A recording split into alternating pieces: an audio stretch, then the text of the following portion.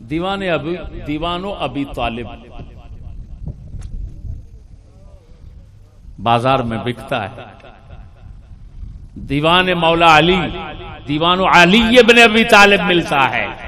जबकि उलमा ने कह दिया कि जो मौला अली के अशआर साबित हैं वो एक दो है, लेकिन अगलों ने दीवान बना दिया। तवज्जो क्या कर रहा हूं भाई, हमारा मजहब, हमारा दीन बगैर सनद के नहीं चलता।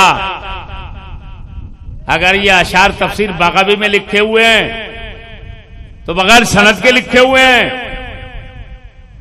सनद लाओ, लौलाल इस्नाद लक़ाल मन शाअ मा शाअ।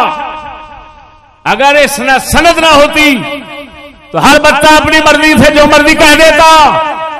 इस्लाम महफूज रहा है तो तुम्हारा सनद की वजह से रावी होते हैं, रावियों पर जरा होती है, तमाम बास होती है।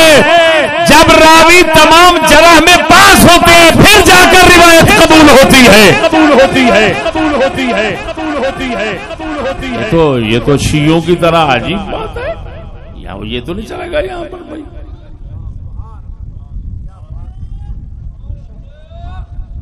अच्छा बात समझना, मैंने बरजंजी साहब को देखा, उनके कलाम में अजीब तनाकुल और तारुज। हो मैं तो उनके कलाम को पढ़ पढ़ कर हंसता रहा, क्या कह रहे हैं।